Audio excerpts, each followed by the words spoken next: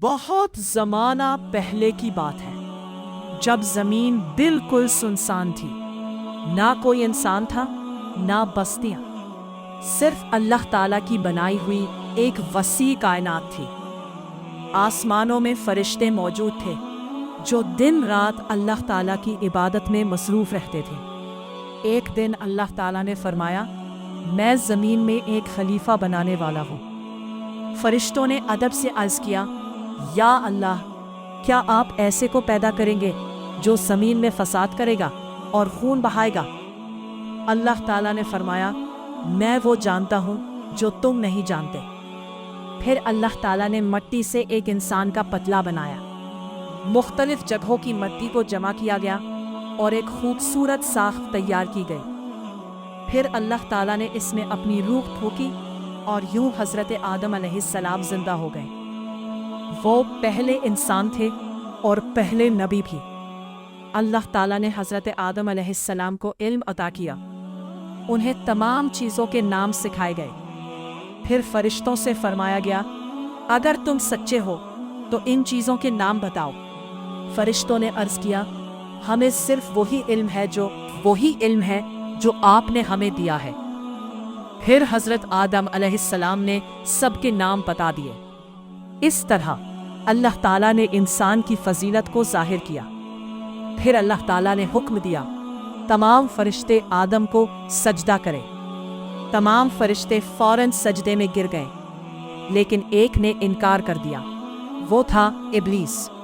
ابلیس نے تکبر سے کہا، میں اس سے بہتر ہوں، مجھے آگ سے بنایا گیا ہے اور اسے مٹی سے۔ یہ غرور اللہ تعالیٰ کو پسند نہ آیا اور ابلیس کو جنت سے نکال دیا گیا۔ جاتے جاتے ابلیس نے کہا، میں انسانوں کو گمراہ کروں گا۔ پھر حضرت آدم علیہ السلام کو جنت میں رکھا گیا، لیکن وہ اکیلے تھے۔ اللہ تعالیٰ نے حضرت حوا علیہ السلام کو پیدا فرمایا اور دونوں جنت میں خوشی سے رہنے لگے۔ اللہ تعالیٰ نے فرمایا، تم جنت میں رہو، جو چاہو کھاؤ پیو، لیکن اس خاص درخت کے قریب نہ جانا۔ یہ ایک آزمائش تھی۔ ابلیس نے موقع پایا اور حضرت آدم اور حوا علیہ السلام کو بہکانے لگا۔ اس نے کہا، اگر تم اس درخت کا پھل کھا لو تو تم ہمیشہ زندہ رہو گے۔ آہستہ آہستہ وہ اس کے دھوکے میں آ گئے اور انہوں نے اس درخت کا پھل کھا لیا۔ جیسے ہی انہوں نے پھل کھایا، انہیں اپنی غلطی کا احساس ہو گیا۔ انہوں نے فوراً دعا کی، اے ہمارے رب، ہم نے اپنی جانوں پر ظلم کیا، اگر تو ہمیں معاف نہ کرے اور ہم پر رحم نہ کرے تو ہم نقصان اٹھانے والوں میں سے ہو جائیں گے۔ اللہ تعالیٰ نے فرمایا، تم سب زمین پر اتر جاؤ، اور یوں حضرت آدم اور حوا علیہ السلام زمین پر آ گئے۔ یہی سے انسانوں کی زندگی کا آغاز ہوا۔